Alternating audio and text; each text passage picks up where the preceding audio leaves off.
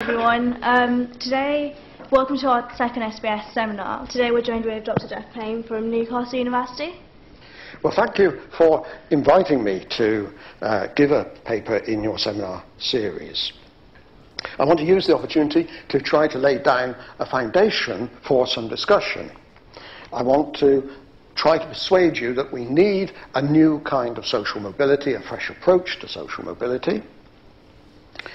And then, rather than tell you what that is going to look like, because I'm not quite sure what it's going to look like, I'd like to see how people react to the idea of, if you buy my story, where does that take us in the kind of research into social mobility that we might want to do in the future. And I said in the trailer for my talk today that there wouldn't be a lot of numbers, and I'll do my best to keep to that, but I do want to offer you two numbers to start. And they're very easy numbers to remember. The first number to remember while I'm talking is 2/3. 2/3 of adults in Britain have been socially mobile. 2/3. Now, we can measure social mobility in lots of different ways, and you can push that number up and down, but 2/3 is a perfectly respectable mainstream way of measuring social mobility. The relationship between where people come from and where they end up, usually in terms of social classes. What is the influence of family background on the occupational achievement of the next generation, for example? And the other figure I want you to remember is 1/3. And 1/3 is the proportion of children born to parents who are in the service class, who have the advantages of education, secure jobs, high levels of pay, nice living conditions, who have all those advantages, but 1/3 of them don't end up in the service class. They are downwardly mobile. And these people have got a little bit invisible. And again, we can push that 1/3 up or down a bit, depending on the definitions, but that's where we're coming from. And that may prove to be a slightly more controversial figure, depending on how the discussion goes at the end of the paper. Now, in a couple of publications and some conference papers lately, I've been putting forward this case for having what I call a new social mobility.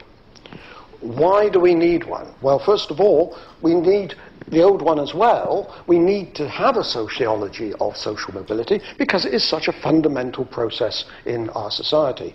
But because it has been a heavily quantitative, heavily statistical area, full of technicalities, it's become closed off to most British sociologists because we are not a very numerate discipline. And it's too important an issue to be left to specialists. More sociologists should be involved in social mobility and thinking about it because it is such a fundamental issue. But on top of that, there have been several trends which have come together in very recent years which seem to me to indicate that we need to take stock. First of all, the politicians have become very interested in social mobility. And I think the best way to describe it is that they have captured social mobility and exposed it to torture. Because what they've done is to mangle the evidence, misrepresent the definitions, and propose a package of policies on the basis of a totally false analysis of what mobility is happening in Britain. Secondly, I think we are seeing a changing point, a tipping point in the underlying patterns of mobility, what I've called a shift in the tectonic plates. Thirdly, we have changes, if you like, in the trade. People who are doing mobility analysis are changing their points of view, but I'm not going to talk about that today. And more important, what we're seeing is the emergence of a different kind of sociology, a much more qualitative, detailed, subtle kind of sociology, which is looking at the processes which underpin the big patterns that we're able to see working at a national level. And that's where we're working towards in the paper.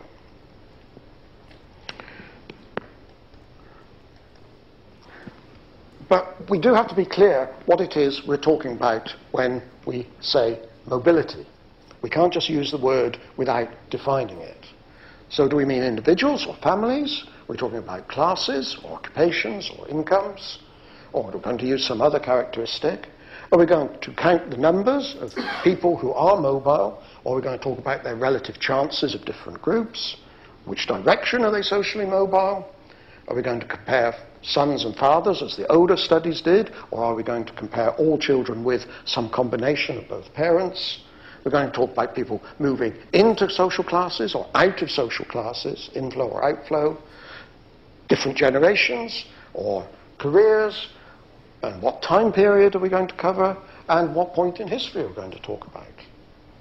And sadly, we also have to take account of who it is who's done the work, because that might make a difference, and we need to know what statistical techniques they've been using. Now, I go through this list not because I want to baffle you. I just want to make the point very strongly that we have to define exactly what we mean by social mobility, so that when politicians say things like, we need more social mobility, we must be asking the questions that are implied by these statements. And today I'm going to talk mainly about intergenerational social mobility between parents and their children when they became adult. I'm going to be talking about absolute mobility, actual people who are mobile, not some hypothetical measurement that compares different groups. Straightforward, how many people have been mobile type measurements. Real live human beings, if you like. I'm going to be talking about movement between social classes, but also between the occupations that make up social classes. And I want to stress that when I talk about being mobile, I imply also about not being mobile. Actual immobility is as important as mobility, and we need to build those in constantly and have them together.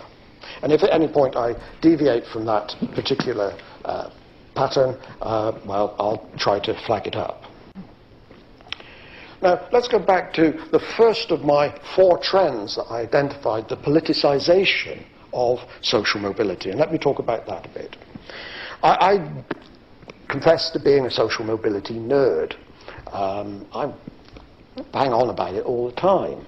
And one of the things I've been doing for years and years is keeping an eye on the newspapers and radio and television for politicians or public figures who say stupid things about social class and mobility, because then I can stick them in an essay or a paper and use it as a hook to present an argument to show what idiots they are, they're wrong, and we sociologists are right.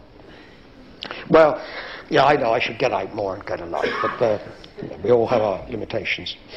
Now, I began to notice in the 1990s that there were more of these mentions coming through, because before that they were very sparse. It could go a couple of years and nothing interesting was said. But when Tony Blair took over the Labour Party, he began to talk about social mobility, and that was taken up by his ministers. And I've got 20 or 30 ministers making statements about needing more social mobility. That was carried forward by Gordon Brown. And if you like, the torch of social mobility has been handed over to Nick Clegg, and he's made that a central part of Lib Dem policies. And indeed, even the Conservatives became interested in social mobility, certainly as long as they were in opposition and could blame it on New Labour. But over the years, that pattern of a small number of mentions has changed. This isn't quite up to date, but I've looked at the LexisNexis archive of newspaper reports, and you can see how in the early years of this century there aren't many reports in a whole year, and then gradually it builds up, and in 2009, 71 just in the first 3 months. And if I continued that, we would find it goes on growing up to 2011 and begins to flatten off a little bit last year and indeed come down a little bit. But the numbers are still high. If you want to imagine it, it's marching on up there by the ceiling rather than hanging about low down at the bottom.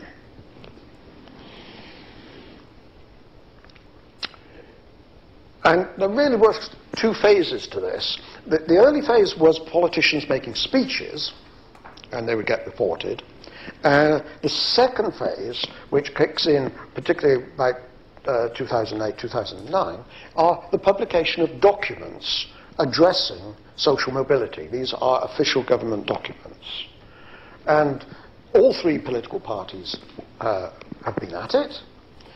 And I want to talk a little bit about a couple of them to illustrate the way in which they've tackled social mobility. The main items, which are highlighted in colour, are official party documents or white papers. The one at the bottom, the Cabinet Office Strategy Unit, is a ministerial briefing paper which is very widely quoted and used in these other reports. And therefore, among a whole range of reports, that is the one which I'm just going to look at. And I've spent some time tracing back the sources and references for the so-called evidence in these documents, and I have to say that their standards of referencing and bibliography are below those that we expect from our undergraduates, and it makes it very difficult to trace things back. So, looking at the Coalition's Opening Doors, Breaking Barriers strategy document produced by the Coalition, the most recent one, I think, to be fair, they do start off with some kind of definition that makes sense. Their general definition is reasonable. The degree to which patterns of advantage and disadvantage in one generation are passed on to the next. Now, we might want to refine that a little bit, but it's basically okay. But having made a decent start, it goes wrong almost from page 1 of the introduction. It starts off with 7 bullet points. Now, you would think that as this is a paper about social mobility, those 7 points would be about social mobility. No. The first 4 are about educational qualifications. And they are saying that there are many differential effects going on, and particularly class differences, although they don't use the word class differences in achievement in education. Interestingly, one of the 4 points out that those people who have private education have considerable advantages. Right there at the front. I thought that's really remarkable, until I read the rest of it and found there are only 2 other sentences talking about private education, and no policies suggesting how they might approach the fact that private education gives people privileged positions in society. Apart from, by implication, if the state schools got their act together and were as good as private education, then that would close the gap between them. So 4 of the 7 are about education, 3 are about mobility, so minority. So I've introduced 2 more figures. I must remember I'm not supposed to put too many numbers in this. 2 of the last 3 are concerned with relative mobility expressed in terms of movement between income groups. Quite specifically, they're using income, and they're looking at different chances of different groups achieving particular income levels in their adult careers. That's how they front it up. And there's only one of the 7 which actually talks about employment and occupational classes and how they might have an impact. This is followed by a call for fairness. Important to recognize it. There is one sentence saying, quote, "There is a strong ethical imperative to improve social mobility," unquote. An ethical question. Mobility is important because of a moral issue. And immediately afterwards,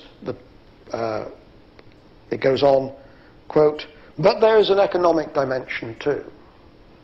And that's followed by 4 paragraphs about economic efficiency and prosperity.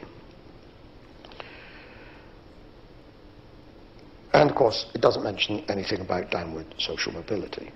And then at the end of it, it comes to a 3rd theme, a concern about the fact that we might be seeing an underclass emerging in our society. And the authors of Opening Doors, Breaking Barriers say, "We have a group of people in our society who have become detached unable to play a productive role in the workplace, in their families or their communities. They're also trapped by addiction, debt, educational failure, family breakdown, or welfare dependency. So we've gone very quickly through three themes, three sets of meanings which people attach to social mobility. It's about fairness and social justice. It's about moral issues. So, low levels of social mobility are morally wrong. Whatever else they may be, we ought to do something about them. We've had an economic model that says if we're to be a successful business nation, we must encourage all possible talent to maximize its abilities and qualifications so they can be a highly skilled workforce. And thirdly, we have to worry a little bit if some people are getting left behind because the underclass are dangerous.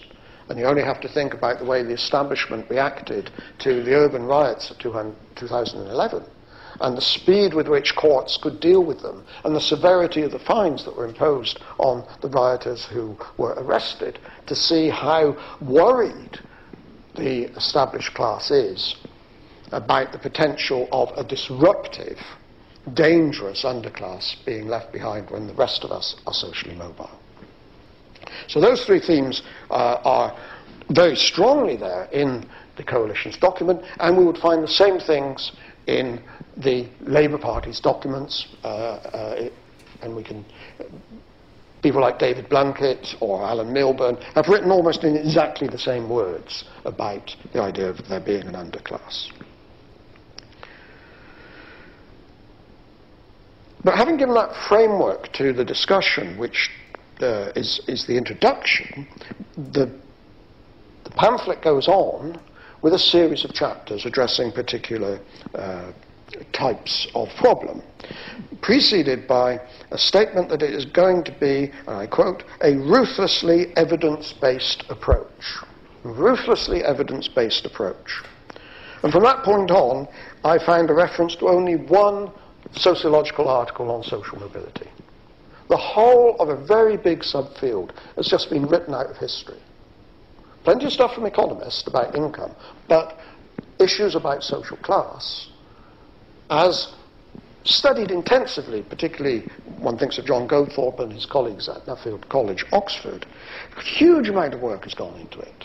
And there is, in as far as there is evidence, the reliable evidence comes from that tradition. And yet it's totally missing from the documents. Instead, we get a short, selective review of intergenerational relative income mobility, which emphasizes the scale of inequalities, especially in educational outcomes, and argues all the time that Britain has less social mobility, whatever less means, less social mobility than other countries, so that we are internationally disadvantaged.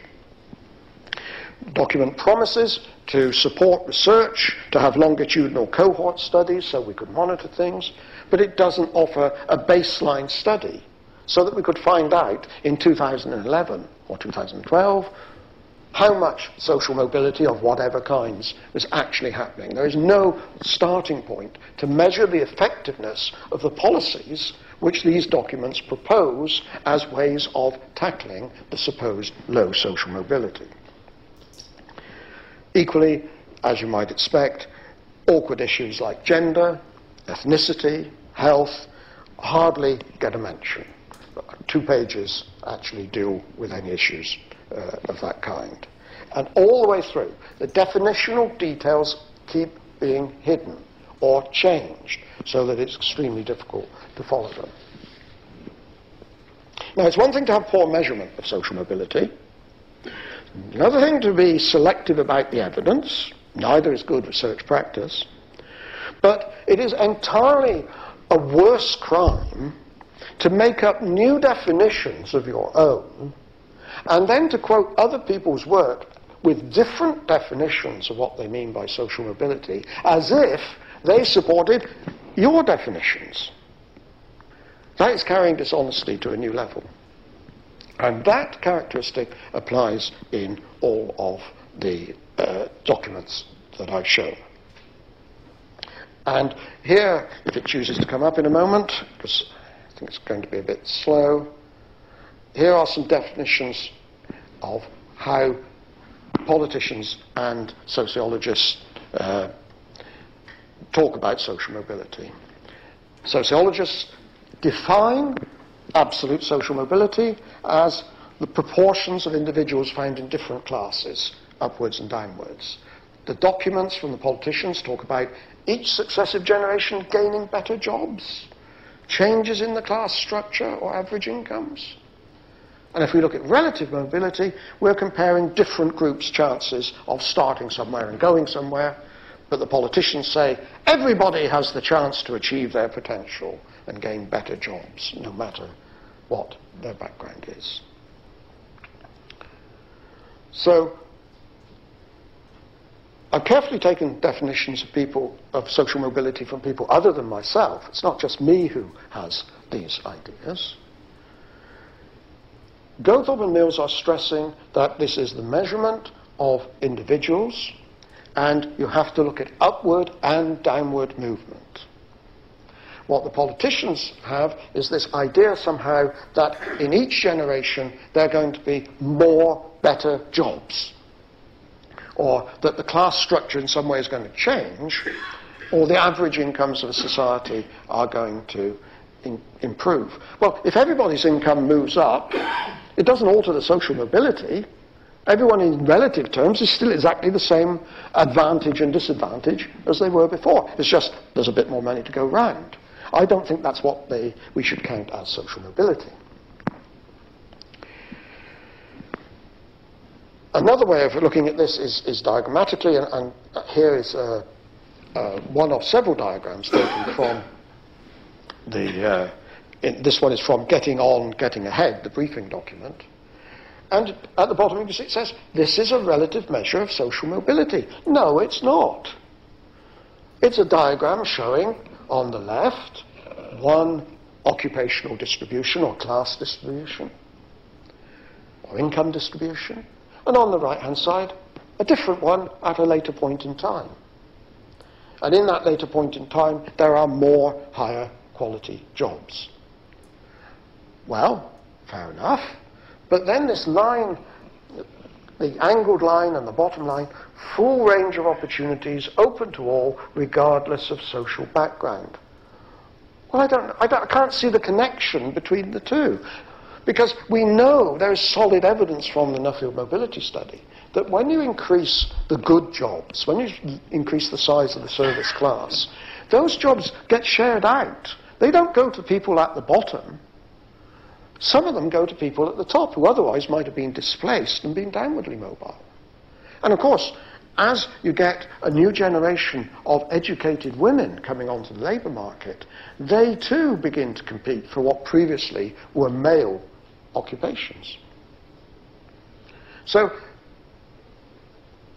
relative mobility must be about people starting somewhere in two different origins and going to at least one other. We only have one origin point in this.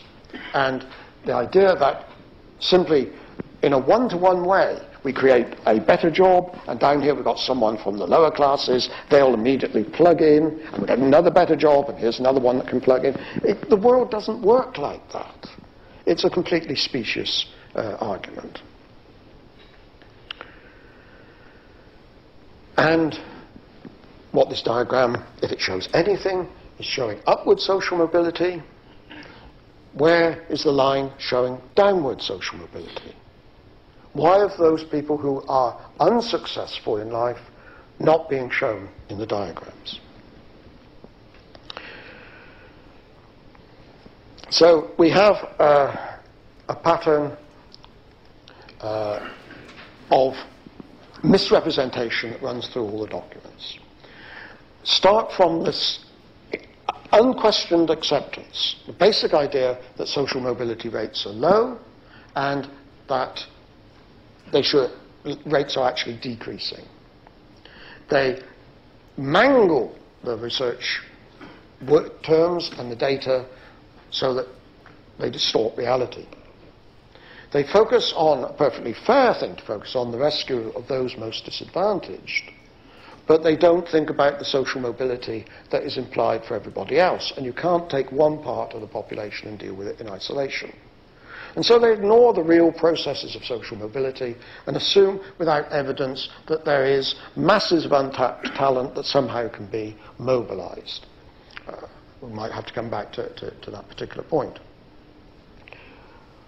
And so their model is if we give people better qualifications, better skills, better ambitions, then they'll be able to compete better. Yes, they may be able to compete better, but that doesn't mean that they will be successful, and it doesn't mean that social mobility will go up. So all of the documents, when they say they want more social mobility, they mean they want more people from the disadvantaged groups to do better in life, which in itself is fine, but that's not social mobility. Now, we normally think of social mobility, we analysts, in terms of a mobility table. And we plot destinations, cross-tabulate them against the social destinations, origins to destinations. And in the bottom corner here, I've got a little mobility table, which we'll have in a moment. Destinations and should have origins as well.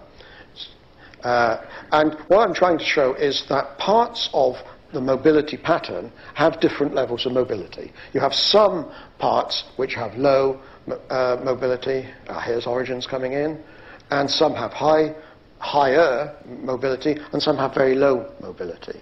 And if you think about it, this represents people who are born in advantageous social classes, if you like, think of the service class, and they've ended up there. And these are the policies which the White Paper and the Coalition's paper advocate. And they're perfectly reasonable ones. And here are some other policies that aren't in the White Paper. Now, I'm not suggesting the ones in red are electorally viable.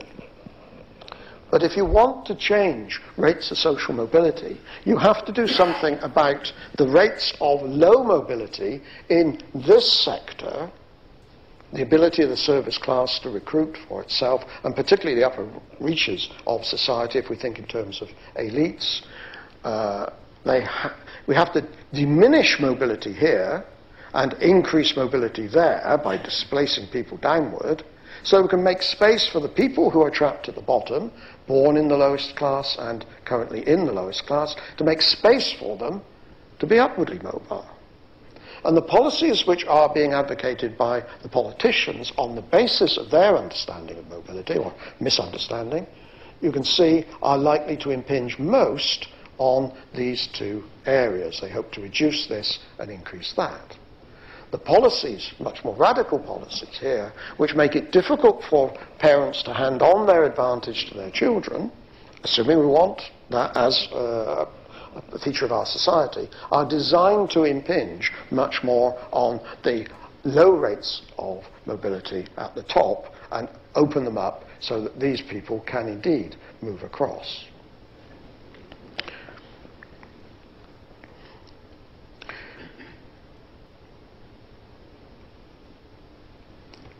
The one point I have to add here is I've called the middle of the mobility diagram high mobility. That's where that 2/3 figure comes back in.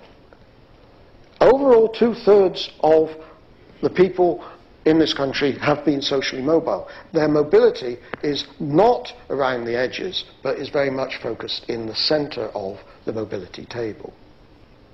And it is actually quite surprising how much mobility there is in the central parts of our society rather than from top to bottom. Now, that far I've talked about the errors of the politicians. Now let's just shift over and talk about sociology's view of social mobility. And here I've sketched out a diagram showing different views of what's happening in terms of social mobility. So on the high to low axis, we've got people who think that there is a lot of social mobility, like Peter Saunders, who thinks there's almost as much mobility as there possibly can be. And down here at the bottom, we've got people who say there's very little and we want a lot more. By implication, upward mobility. And I've put in sociologists in black, or rather academics in black, because here we have Blandin and Machin, the two economists who have fed a lot of the political debate about income mobility. And here are some examples of politicians.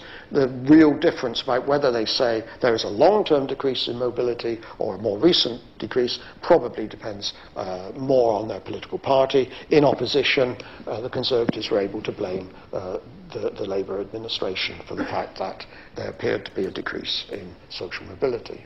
And then in the middle of the diagram, we have John Goldthorpe, or I've called early Goldthorpe because he's slightly modified his position recently, saying that mobility rates don't change and they're pretty low. And then Ianelli and, whose name I've misspelt, and Patterson and Anthony Heath find that there is a little bit more mobility than John Goldthorpe found, but broadly in the same camp.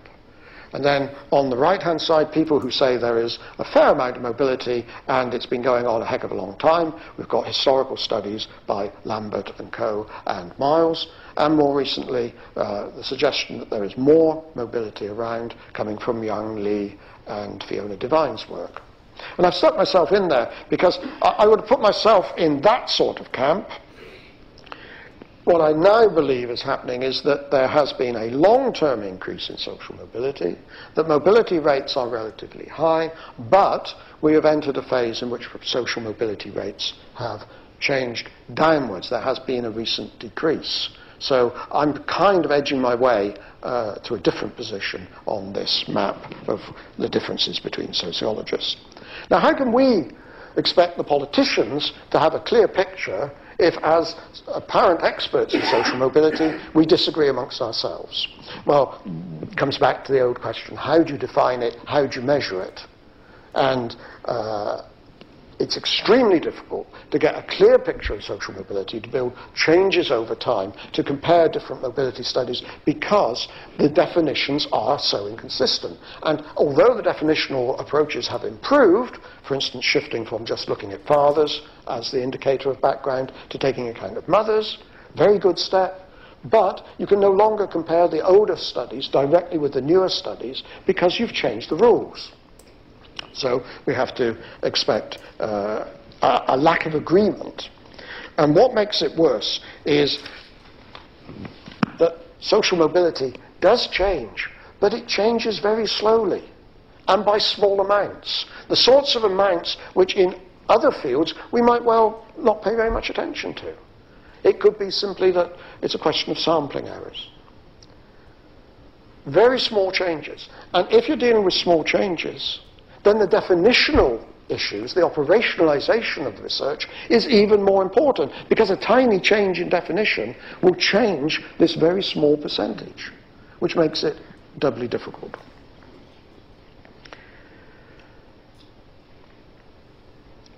However, I would still advocate very strongly that we have seen a period in which there has been a long-term increase in social mobility rates, both upward and downward, but particularly upward. And we're talking, when I say long-term, I'm talking about 150 years. And that probably accelerated after World War II, and then more recently has slowed down a little bit. Why does that change take so long to happen is because you have to think of it as a pipeline. When you get a change in the labour market which requires more skilled jobs, more white-collar jobs, more service-class jobs, they tend to be filled by younger people, because older people are already trapped in career lines and have made their adult commitments. So it's the young people who are most influenced. But if you think of a decade, we hire a lot of people in their 20s, and then a decade later they're in their 30s, and you hire in some more 20-year-olds behind them because you're still at the level of the labour market creating these new white-collar jobs. You've still got the people who are 40 and 50 and 60 ahead of them in the pipeline who represent an earlier era. So the occupational change, which can happen quite quickly, appears damped down because we look at the labour force as a whole. And because that occupational change is damped down, so mobility rate change gets damped down and appears to be much slower than it is.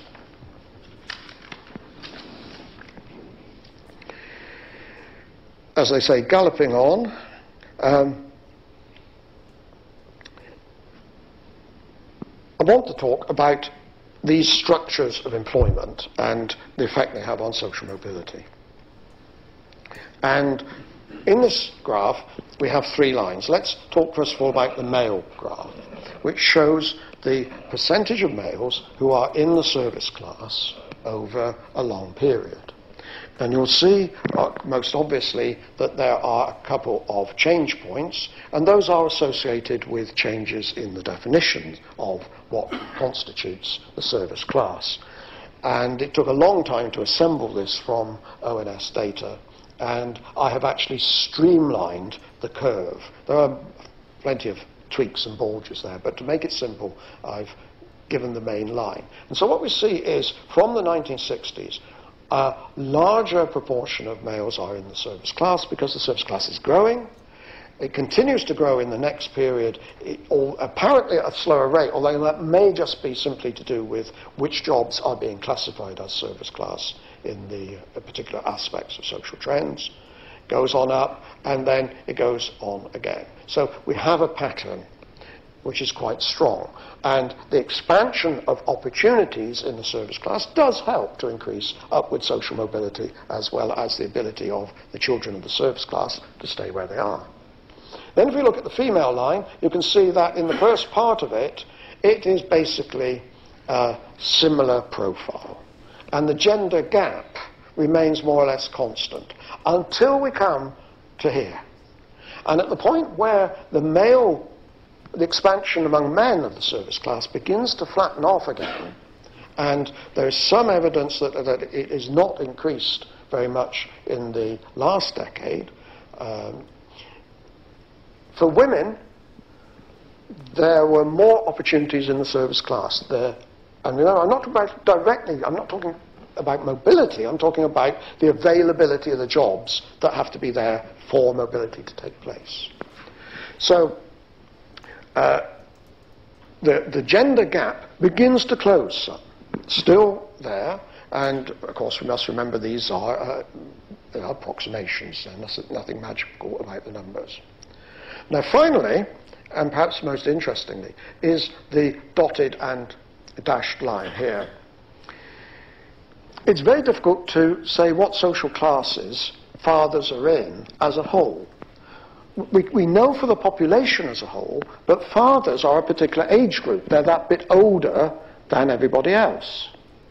And you can't extract, the data simply isn't there to properly produce the equivalent of the male and the female lines where there is reasonable data. And so the first part of the line going up to fathers here, I've taken from mobility studies, which give us an estimate.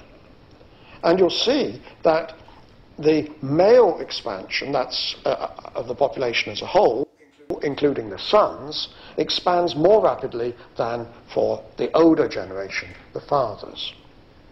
And then when we get to this point, we run out of data because this particular time series stops. These data are very comparable up to that point, and then the source goes away. And so what I've done is to estimate what the father's line now is by saying, look, if we think about this lot over here, a lot of those people were sons. If we come back to them 20 or 30 years on, they'll be showing up as fathers. And we know over here what proportions were service class, so presumably they're still in the service class because there's no sign of people being displaced from it. in the next generation. So we're using the male accurate data to estimate the father's line. And in this particular point, you'll see that we have a great difference between the two lines. More of us are now middle class. So we can't be upwardly mobile. We're already there, by definition. So whatever policies are put in place to increase it, they are doomed, in a standard measure of social mobility, to fail. Because we're in a new era. And that's why I'm talking about the shift in the tectonic plates. You've had a period in which you've had that expansion going on, and now we're in a period in which there's going to be contraction. And Lee and Devine's work on the General Household Survey 2005, which came out after I'd done this, put this gap at 11 percentage points. I've estimated it at about 8. So I reckon I got it pretty close. So I'm quite encouraged by that. Let's look at the one lot of numbers that I am going to ask you to think about. It's the only table, and it's a slightly different way of talking about the information I've been giving you. If we go back to 1972, we can say, what was the chances of being born in the manual class or the service class? In other words, how many people are there with those backgrounds? And so we have some percentages. And then we say, okay, if you were born into those classes, what are your chances of moving or staying there? And so I'm now talking about the immobile people who stay there. And so if we measure social mobility by saying, how many people are second generation in their social class, beginning to shift it a bit from individuals to families here, what are the chances of being second generation manual worker or second generation service class worker? And so you have to multiply the first lot of numbers by the second lot of numbers, and you get these answers. You've got about a 1/3 chance of being, slightly less, of being second generation manual as measured in 1972. And if we apply the same pattern to 1997, we see that that chance, 31%, has dropped to 23.6%. So you are less likely, or the next generation is less likely to be 2 generations in a manual family. On the other hand, if we look at the service class, where actually the risk of getting into the service class and staying there, the chances were actually quite low. When we come to 1997, it had more or less doubled. So the service class has taken a stronger hold of its advantage, but still not a massive one. And this particular approach means that we actually look at those changes in the structure of occupations in the previous slide and combine them with our measurements of where people are. And it offers a different kind of measure, what I've called the conditional disparity ratio, which says, okay, given the number of people at risk, how many of them end up in particular in the same social class?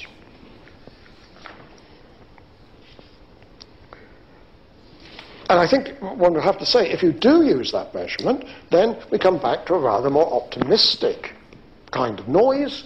Say, look, clearly by 1997, fewer people were becoming second generation working class. That's presumably something that is good. We want to reduce people being trapped at the bottom.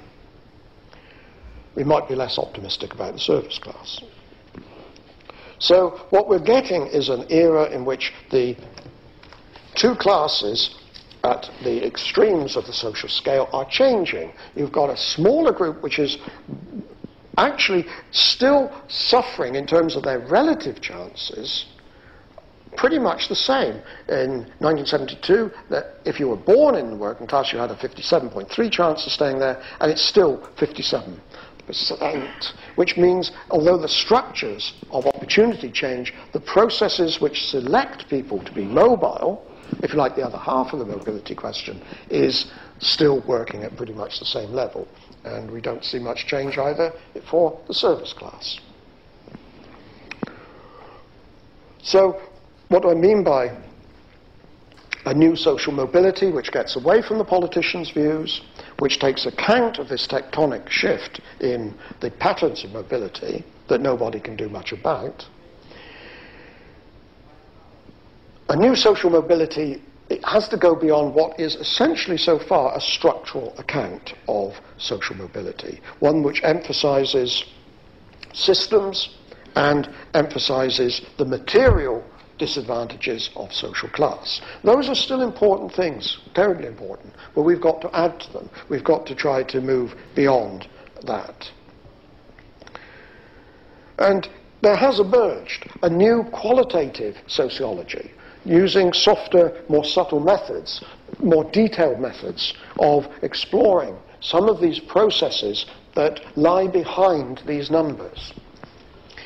I'm thinking particularly of the work of Diane Ray and Louise Archer, also the Bristol Paired Peers Project, where they have looked at the process by which families take decisions, support their children, choose schools, understand about schooling, how they talk to teachers, why they choose the particular universities they do, what happens to students when they come on campus. Do they feel full of self-confidence and talk actively and noisily and opinionatedly in seminars? Or do they feel intimidated by those other, often male students who seem to have so much self-confidence, so much more self-confidence than those of us who started off in the working class?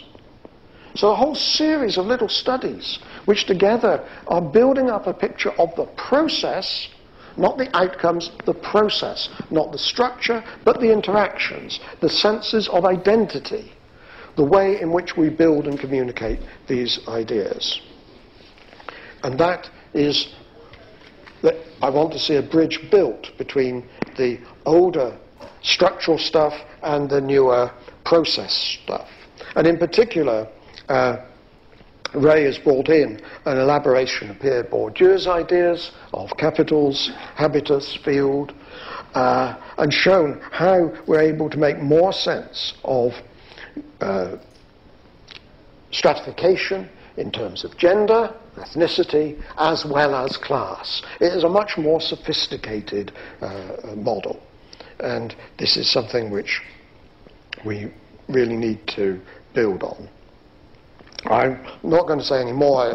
Possibly in questions I'll say a bit more about the nature of this synthesis. I'm hoping you might have some observations to make about that. But I don't want to throw out the old, but I do want to put some new in. And that new has to recognise that 2/3 of us have been socially mobile, and even the 1/3 who haven't been socially mobile have been affected by the mobility of the rest of us. And social mobility is just too important to be left in the hands of the old school mobility analyst. It needs to come back into the mainstream of sociology. Thanks very much.